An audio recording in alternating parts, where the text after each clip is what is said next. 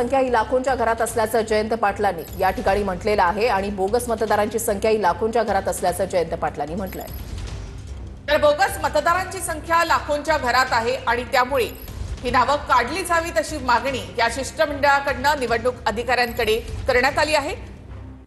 दुबार नोंदणी जी आहे त्या संदर्भात देखील निवडणूक आयोगाने एक मोहीम राबवून ही दोन्ही नावं यामध्ये एकच नाव यामध्ये ठेवा अशी मागणी शिष्टमंडळाकडून करण्यात आली। बोगस मतदारांची संख्या लाखोंच्या घरात असल्याचं जयंत पाटील यांनी या ठिकाणी म्हटलं आहे। मतदार याद्यांमध्ये प्रचंड घोळ असल्याचं महाविकास आघाडी आणि मनसेकडून सातत्याने म्हटलं जाते आणि नेते सुद्धा याचे दाखले जे आहेत ते देताना पाहायला मिळतात। उदाहरणार्थ त्यांच्याकडून विस्ताराने पुरावे सुद्धा जे आहेत ते दिले जात आहेत आणि हाच मुद्दा या बैठकीमध्ये सुद्धा मांडला जातोय। बोगस मतदारांची संख्या लाखोंच्या घरात असल्याचं जयंत पाटलांनी या ठिकाणी निवडणूक अधिकाऱ्यांना सांगितलेलं आहे। बोगस मतदारांची संख्या ही लाखोंच्या घरामध्ये आहे। याद्यांमध्ये घोळ आहे, मग निवडणुका कशा घेता असा सवाल राज ठाकरेंनी केलेला आहे। यादीमधली दुबार नावं जी आहेत ती काढली जावीत अशी मागणी जी आहे ती केली जाते। ही दृश्य जी आहेत बैठकीमधली ती आपण पाहताय। उद्धव ठाकरे आणि राज ठाकरे शेजारीच या ठिकाणी बसलेले आहेत। दोन्ही बंधू जर आपण पाहिलं तर मंत्रालयामध्ये सुद्धा एकाच गाडीमधून आलेले होते। पहिल्यांदाच राज ठाकरे हे शिवालयामध्ये गेलेले होते। आता दोन्ही बंधू या बैठकीच्या ठिकाणी सुद्धा शेजारीच बसल्याचं आपण पाहताय आणि जवळपास अर्धा पाऊण तासापासून ही बैठक या ठिकाणी सुरू आहे। सर्व पक्ष शिष्टमंडळाची निवडणूक अधिकाऱ्यांसोबत इथे बैठक सुरू आहे। निवेदन तर देण्यात आलंच आहे, मात्र त्याचबरोबर काही महत्त्वाचे मुद्दे देखील निवडणूक अधिकाऱ्यांसमोर या ठिकाणी मांडले जात आहेत। तर याआधी राज ठाकरे उद्धव ठाकरे यांनी देखील आपले म्हणणं मांडलेलं आहे। त्याचबरोबर जर व्हीव्हीपॅट मशीन नसतील तर अशा वेळेला बॅलेटवर निवडणुका घ्या अशी आग्रही मागणी शिष्टमंडळानं इथे केलेली आहे। त्याचबरोबर दुबार नोंदणी जी आहे ती देखील रद्द करण्यात यावी, एकच नाव त्यामध्ये ठेवावं। बोगस नावं जी नोंदवण्यात आलेली आहेत तर ती काढण्यात यावी अशी मागणी देखील या निवेदनामध्ये करण्यात आली आहे। जवळपास पाऊण तास होऊन गेलेला आहे। ही महत्त्वपूर्ण बैठक सध्या सुरू आहे। निवडणूक अधिकाऱ्यांसोबत सर्वपक्षीय शिष्टमंडळाची बैठक जी आहे ती सुरू आहे आणि सर्वच प्रमुख नेते, विरोधी पक्षांचे सर्व प्रमुख नेते या बैठकीसाठी उपस्थित आहेत।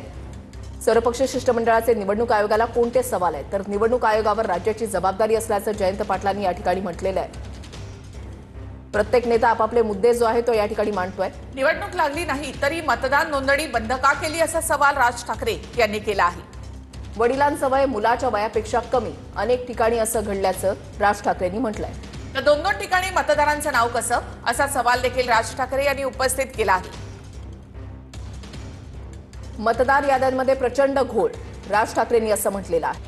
सर्व राजकीय पक्षांना कळवणं तुमचं कर्तव्य आहे, ते तुम्ही कळवत नाही। हा पहिला मुद्दा की तुम्ही दिलेली यादी काय केलं मग, आणि त्याच्यानंतर जुलै नंतर ज्यांना 18 वर्ष होतील त्यांचं काय करायचं, त्यांची नोंदणी कोण करणार। दुसरा मुद्दा असा आला की दुबार नाव ही सगळ्यात भयानक आणि धक्कादायक उत्तर त्यांनी दिलं। एका बाजूला बिहारमध्ये SIR करतात ते, आणि इथं त्यांनी असं म्हटलं की दुबार नाव नोंदवण्यानंतर मला डिलीट करण्याचा अधिकार नाही। मग काय करणार तुम्ही, दोन्ही ठिकाणी करणार का? नाही म्हणे मग आम्ही त्या मतदाराला विचारू की तुला कुठे मतदान करायचं आहे। खरं तर अंबेडकर म्हणाले की बाबा असं त्याला अधिकार नाही, तो राहतो तिथेच मतदान करायला पाहिजे, तू तिथे राहत नाही ना। मग आम्ही ते त्याला व्हेरीफाय केल्यानंतर जिथे डुप्लिकेट आहे तिथे आम्ही लिहू की हा डुप्लिकेट आहे, इथं मतदान करत नाही, हे आम्ही मतदान यादीवर लिहू। डिलीट का नाही करणार, डिलीट नाही करणार। सगळ्यात धक्कादायक आहे वोट चोरी जे आहे ना इथून सुरुवात आहे। असं किती जणांचं करणार तुम्ही। आता आमच्यावर पनवेलचे आमदार आहेत, त्यांनी 28,000 लोकांची एका विधानसभा क्षेत्रामध्ये दुबार नोंदणी दाखवली। त्यामधली 11,066 मतं त्यांनी आणखीन वेगळ्या पद्धती एकाच मतदारसंघात दाखवून दिली। ती दाखवल्यानंतर सुद्धा कारवाई काहीच नाही।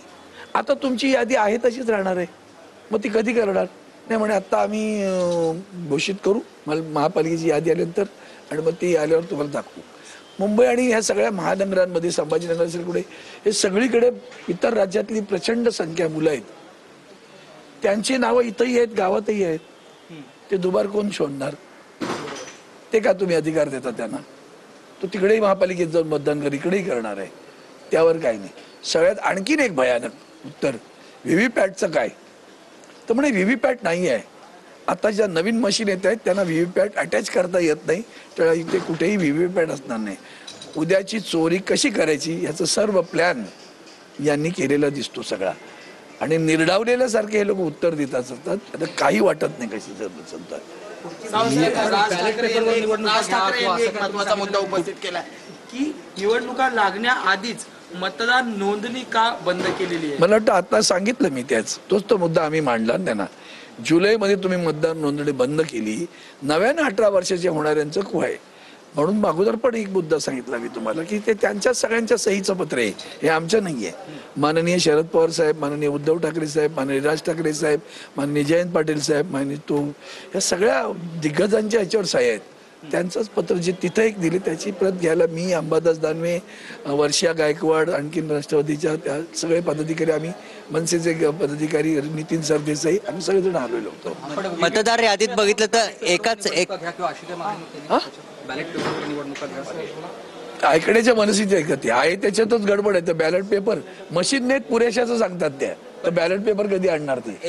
एकच नाव आणि अनेक याद्यांमध्ये तेच नाव, घर नंबर तोच असतो. अनेक मतदार मुद्दा मांडला आम्ही तो आपल्याला त्या मगाशी उदाहरण सांगितलं होतं एका गावात. एका गावामध्ये घर नंबर सांगितला, घर नंबर 1, आणि त्या एका घरात 28 लोकांची नावं दाखवली, 85 सॉरी. ती नावं दाखवल्यानंतर आमच्या तेथूनच्या पवार नावाचे आमचे आमदार उमेदवार त्यांनी तिथं पत्र दिलं आणि म्हणे या घरात कोण राहतं, हे घर कोणाच्या नावावर आहे? तर ग्रामसेवकाने उत्तर दिलं हे घरच अस्तित्वात नाही.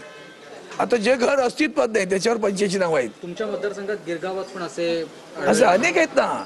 शेवटच्या क्षणी घुसवायची नावं, तुम्ही निवडणुकीच्या प्रचारात दंग असाल तेव्हा ही नावं घुसवली जातात.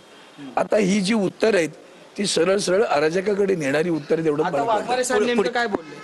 नेमकं काय बोलणार आता सांगितलं ते नेमकंच सांगितलं तुम्हाला मी. पुढची भूमिका काय असणार? पुढची भूमिका आम्हाला अधिकार नाही, आम्हाला नाव डिलीट करण्याचा अधिकार नाही. ही जी विधानसभेची आता तुम्ही दाखवू नका, महापालिकेची यादी जेव्हा येईल ती यादी तुमची पहा, त्याच्यामध्ये तुम्ही आमच्या नजरेस आणा, मग आम्ही करतो. पुढची भूमिका काय असणार? पुढची भूमिका नेते मंडळ ठरवतील. दानवे सर